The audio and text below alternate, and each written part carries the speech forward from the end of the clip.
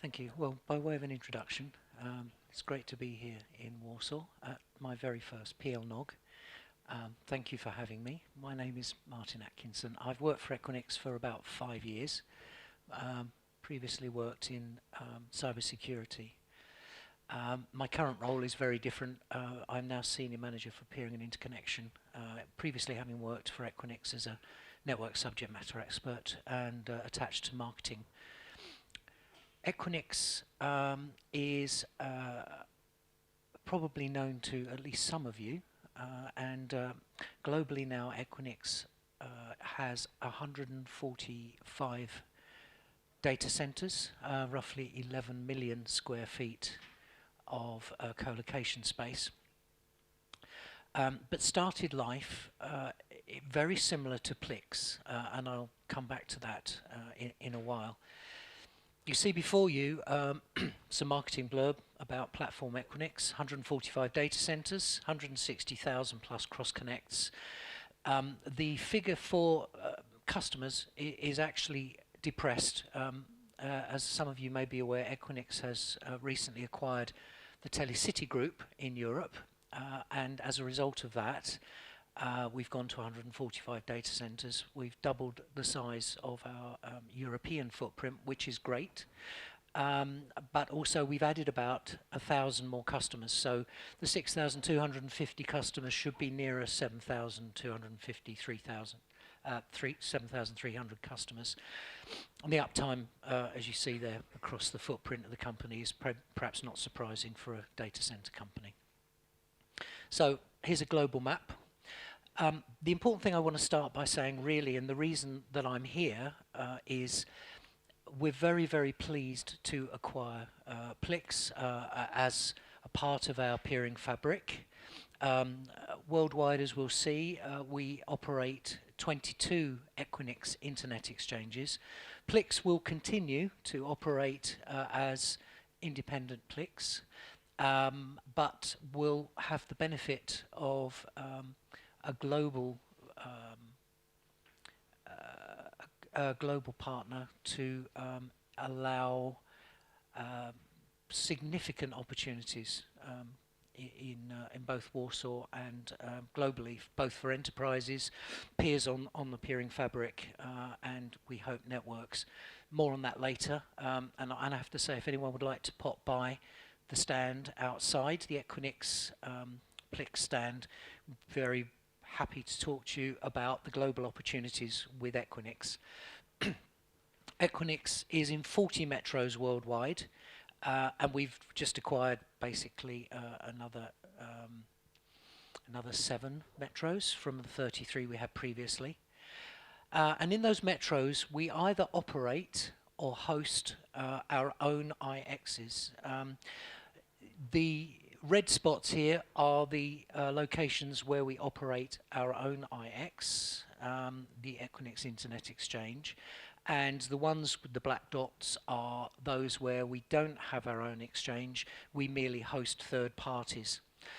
We make a point, we understand fully because of our background, like Publiczny in 1998, Equinix started with a single peering fabric and attached co-location space, very similar to what we have here in Warsaw.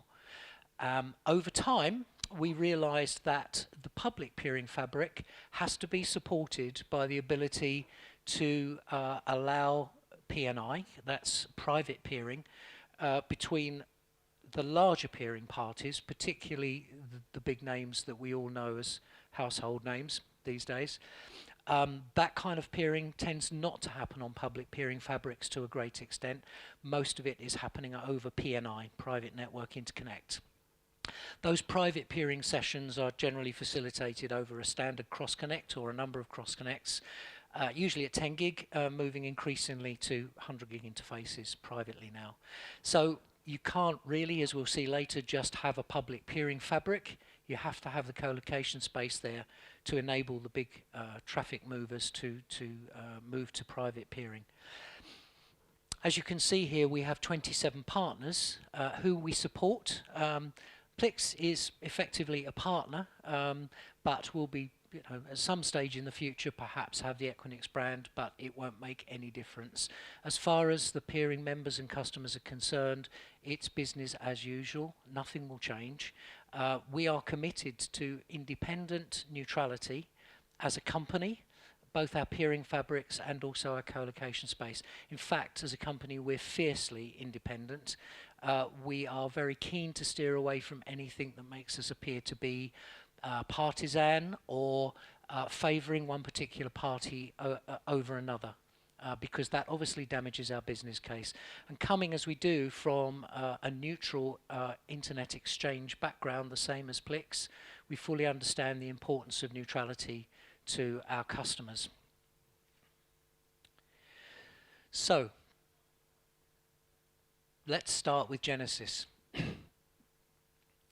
Inasmuch as, certainly for Equinix, in 1998, we were asked to provide a space where the largest regional tier ones and networks could actually peer. That first facility was in Silicon Valley in California. Equinix is headquartered in Redwood City in California, and really that's where the story starts.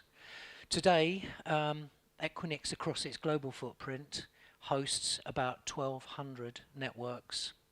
But more important than about Equinix is what we need to look for in terms of support for a full peering IP transport policy. Transit, private peering, public peering, all need to be provided. So starting with the transit providers, I guess most people will be aware of what's happening with transit in terms of the pressure on pricing because of the competitive nature of winning customers, and particularly the larger flows where the content providers are looking for as low a price as they can possibly extort out of the networks. So generally what we find, and this is not just now referring to my particular company, but that network dense campuses, for several reasons, minimize transit costs. First of those reasons is the presence of an internet exchange tends to exert a certain amount of downward pressure on transit pricing. The density of network service providers in competition also increases the pressure on transit prices. Analysis that we've done internally shows, by comparison with prices that we've been given by some of our customers who offer IP transit in our facilities, and also with reference to telegeography, that a 75% reduction in transit pricing is possible inside some of these large, densely interconnected locations. Now, what tends to happen is that produces what I like to describe as a bit of a feeding frenzy. The reduction in IP transit tends to attract both content owners, cloud service providers, financial services providers, digital media providers generally, and also enterprises who want to take advantage of the lower transport costs to lower their IT, particularly as there's an enterprise trend towards migrating their data center infrastructure into co-location space. So this is last year's analysis that we did internally in my company, looking at the median transit prices obtained from telegeography against the transit prices that we knew were available at our facilities. And as you can see, there is in every case a substantial potential reduction. It doesn't matter what the starting point is. So for instance, in the UAE, when we first opened a point of presence or a data center in Dubai, transit pricing was up around $45 per megabit per second. It's now inside our facilities down to about $10 per megabit per second, but even the median has dropped to about 22. So that kind of experience is being replicated across the globe, and it tends to generate a lot of additional business and profitability Not good for the networks, obviously, while pricing is falling. It has to be matched by, obviously, a growth in traffic. All locations IP transit prices are falling. If we look at this, I found as the worst or the best, depending on your particular perspective. Transit pricing was 10 cents in London now. That's the lowest that I could find on telegeography. There is obviously a really negative side to this in terms of the network service providers. You know, I fully understand the challenges here. As a company, Equinix has made quite a lot of inroads into offsetting that trend towards commoditization of NSP services with particularly cloud connectivity and enterprise migration to cloud and enterprise IT transformation. So if anyone wants to come and talk about that after, I'd be very happy to explain. It's not anything to do with peering, but there is a substantial opportunity there for networks. So essentials of peering, and I really do apologize if I'm telling anyone stuff that you already know, live and breathe and sleep. But in terms of maybe the most interesting and revealing part is the iceberg model. Internet traffic growth is growing by at least 20% per annum. In fact, if you look globally, there is a very patchy growth. Growth is highest in Africa and Latin America, but obviously from very small bases, and you can see the carve up of the pie there. Asia Pac is obviously the biggest region. Peering essential number 2, the cost of transit is falling everywhere, although it is flattening out a bit, but it's obviously reached just about rock bottom in the West, in London. And peering, we find, is consistently replacing transit still, despite the low transit pricing. Perhaps the most well-advised attitude towards peering is to take a blended approach, whether that's transit, public or private peering, according to the traffic volumes that are being exchanged. And in fact, there's some very good internal studies that we've done about the benefits at various traffic levels of either private or public peering, or even using transit. What we like to describe as the most mature model is to actually accept that public exchanges in themselves don't provide all the answers, and that there is a need for a private peering fabric using co-location space. So having your peers alongside you in the same facility or in the same campus on the end of a cross-connect is perhaps the best way to assure that you get the most cost-effective and highest performance possible, depending upon the traffic that you're actually exchanging. And then obviously transit, in some cases, particularly for smaller players, is perhaps the most useful or valid in some areas, or even for some of the largest content providers, it's more cost-effective to use specially negotiated prices on transit, as I'm sure many of you are aware. We have a particular position on this. The American peering model, as you're probably aware, is always co-location based, and that is very much like PLIX. The peering fabric is located within a wholly owned facility, and it acts as a bit of a magnet. That's the plus side for both PLIX and also for Equinix. The distributed peering model used by some of the big European IXs, in fact it's probably best known as the European peering model, does mean that in some cases peers may be distributed in the wrong co-location space for PNI, which adds some additional costs in terms of metro Ethernet services or dark fibre. Therefore our position is very much that campus peering is more cost effective, and we try to make it so. We get on to the whole purpose of this, and that is the peering iceberg. Again, probably many of you are aware. that 90% of internet traffic is passing over private network interconnect. So I know my colleagues in Plix and many public exchanges are not very happy about this, but it's the inevitable consequence of hosting some very large content providers who want to look for the most cost and performance optimal architecture for their peering sessions with particularly large, say, tier ones and other content providers. So on the one hand, on the top, we have maybe 10% of internet peered traffic, which may seem counterintuitive when you think about how large some of the big European exchanges are.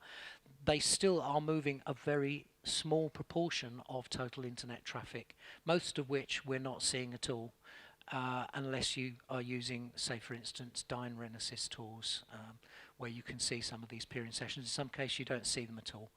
90% is happening between the big contents and the big, not so much tier ones, obviously, but the big networks, and that's on PNI. So, the message really of this is plan for private peering to outgrow public peering.